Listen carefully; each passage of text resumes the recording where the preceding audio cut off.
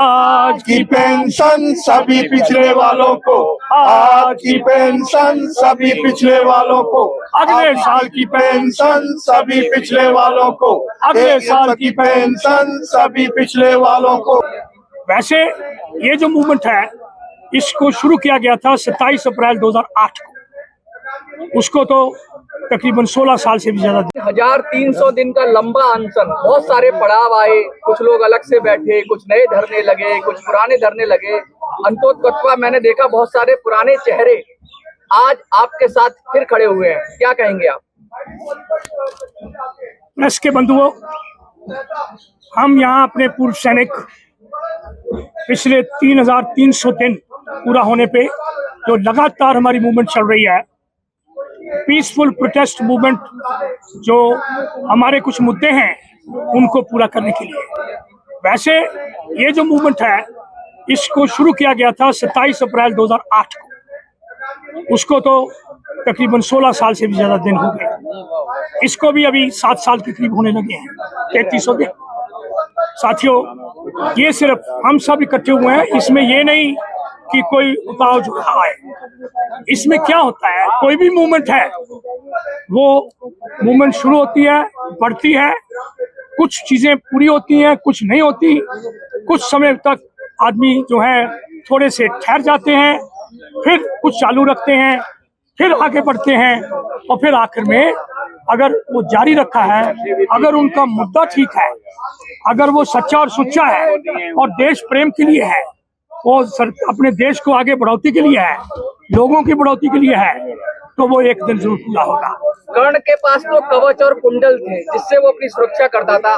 General Satveer के पास क्या है कि हजारों लाखों आरोप लगे, लगातार आपके ऊपर वार पर वार होते रहे, और आप सबको सहकर लगातार बैठे हुए हो, जो वार करने वाले हैं वो गायब है। हमारी आवाज मेरे साथी, आवाज है, आवाज ही हमारा सच है सब फौजियों का, क्योंकि हमारे में कोई स्वार्थ नहीं था, ना है ना कभी होगा। ये बिल्कुल ना स्वार्थी है, ये सिर्फ एम है कि जो देश की सरहदों को बचा के रखते हैं, देश लोगों, देश की सरकारों, उनके साथ इंसाफ करो।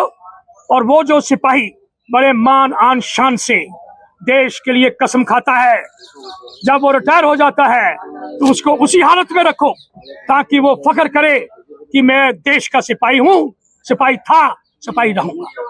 थोड़ा सा ब्रीफ करिए जो आप कहना चाह रहे थे कि आज के धरने के विषय में, और अब आगे क्या मांग है, क्योंकि बहुत सारी सरकारें तो ये कहा कि वो आरोपी दे दिया गया, सर कहते हैं लगातार के दिया गया, लेकिन वो दिया नहीं दिया उसको, वो तो डिस्क्रिमिनेशन भेदभाव हुआ, तो वो सब क्या है, थोड़ा सा ब्रीफ कर दीजिए। देखिए, अभी जैसा जनरल साहब ने बताया है, हमारी कोई मांग नहीं है, ये हमारा हक है।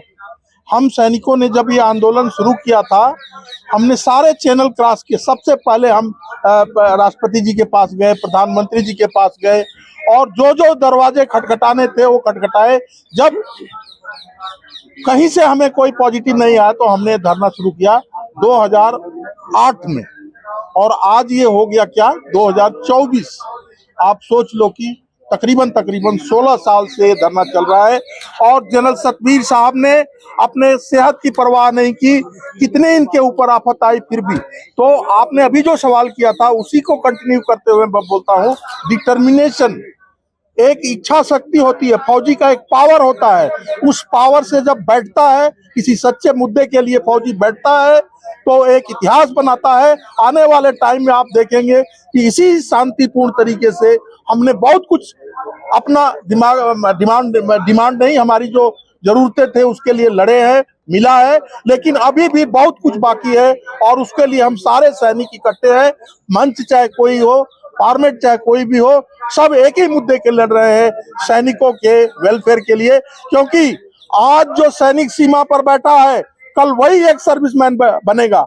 और जो यहाँ पर बैठे हुए हैं, इन्होंने कभी लाल रिबन लगाकर, लाल टोपी लगाकर फौज को कमांड, तो जो वहां बैठे हुए उनका मॉरल जो है इन्हीं सैनिकों के ऊपर डिपेंड करता है, और वो भी हमारे साथ हैं। इसलिए हमें इस वर्तमान सरकार से इस 3033 दिन के ऊपर आग्रह है कि आप जो है सैनिकों के उचित डिमांड को राजनीतिक मुद्दा न बना करके इसको जो है सैनिकों के सम्मान के लिए इनका जो मांग है आधिकारिक रूप से आज सरकार का गठन हो गया, क्योंकि प्रोटेम स्पीकर ने शपथ दिला दी। अब हमारे स्पीकर का भी चुनाव हो गया। जो लोग अभी कुछ दिन पहले तक धरने पर थे, राजनीतिक रूप से उन्होंने चुनाव भी लड़ा, लेकिन आपको मैं देख रहा हूं कि आप ओआरओपी के लिए तब भी थे लगा और अब भी हो। कोई राजनीतिक, क्या आपकी इच्छा शक्ति नहीं है, कोई इच्छा नहीं है, राजनीतिक इच्छा नहीं है कि आप भी कोई पॉलिटिक्स करोगे? क्योंकि लाखों लोग, हजारों लोग आपके भी फॉलोअर हैं, तो आप भी राजनीति में जाने के लिए क्या ना कभी थी किसी तरफ जाने की, सिर्फ हमारे हक के लिए हम इकट्ठे हुए। हमारे अभी 13 मुद्दे हैं जो सरकार ने नहीं किए। सरकार से डिस्कशन होते रहे, सरकार मानती रही, लेकिन ग्राउंड पे लागू नहीं किए।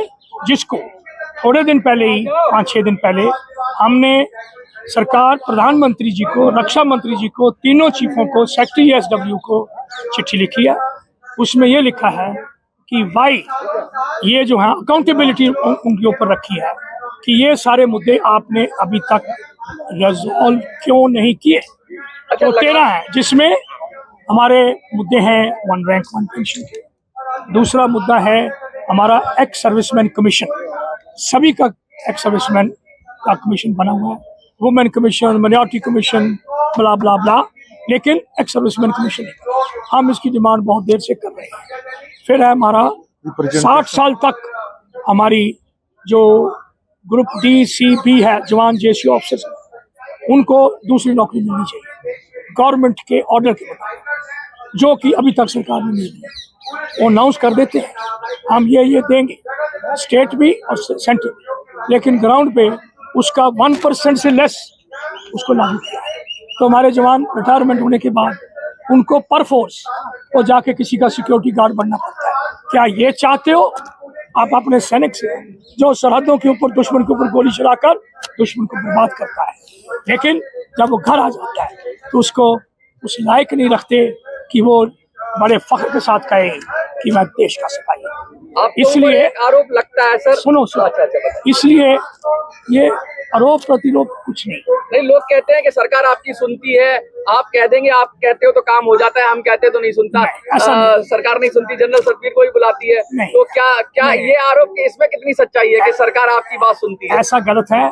जब भी हम गए, ये मेरे जेसीओ साहब, ये मेरी लेडी शक्ति है, इसका जवाब आप खुद देख रहे हैं। अगर जनरल सतवीर, ये मेरा हवलदार है, वो मेरा हवलदार है, तो ये मेरे ब्रिगेडियर साहब हैं।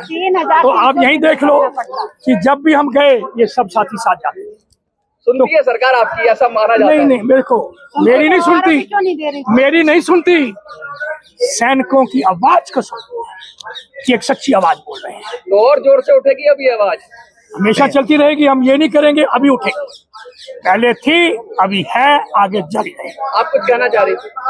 मैं यही कहना चाह रही हूँ, जो लोग आरोप लगाते हैं कि ये जो बैठे हुए हैं ये सिर्फ प्रधानमंत्री के खिलाफ है, उनको सोचना चाहिए ये आंदोलन 2008 से चल रहा है, जब मनमोहन जी की सरकार थी। तो इसलिए जो झूठा आरोप लगाना सैनिकों के ऊपर, सैनिक किसी सरकार के साथ नहीं होते, सैनिक हमेशा देश के लिए होता है। और आज यहाँ पे बैठे हुए हैं 3300 दिनों से, तो अपने देश के सैनिकों को हकों के लिए, वीर नारियों के लिए, जिन्होंने अपने सुहाग को देश पे कुर्बान कर दिया, उन बहनों के लिए, यहाँ पे उनके हकों के लिए कितने दिन और यहाँ बैठना पड़े, हम बैठेंगे और अपना हक, असली हक, वो आरोपी 1 रैंक 1 पेंशन की परिभाषा जब तक सरकार लागू नहीं कर देती तब तक डटे रहेंगे। कोई संदेश जो हजारों लाखों लोग देखेंगे अलग अलग चैनलों के माध्यम से, उनको कुछ कहना चाहेंगे?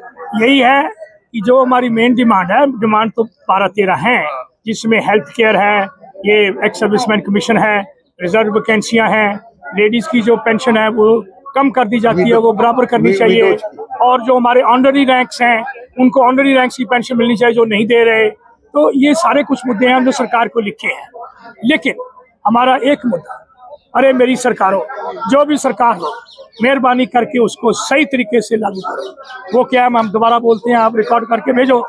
आज की पेंशन सभी पिछड़े वालों को, आज की पेंशन सभी पिछड़े वालों को, अगले साल की पेंशन सभी पिछड़े वालों को, अगले साल की पेंशन सभी पिछड़े वालों को, एक जैसी सर्विस और एक जैसा rank, One rank, one pension. One rank, one pension. जय हिंद। ये लागू करें। फौज है तो देश है और फौजियों के लिए देश से बढ़कर कुछ भी नहीं। ये पूरा करे, धन्यवाद होगा। हम यही कहेंगे, हम कुर्बान होने के लिए तैयार हैं जब भी देश की जरूरत होगी। तो सैनिक एकता जिंदाबाद, भारत माता की जय जय जय।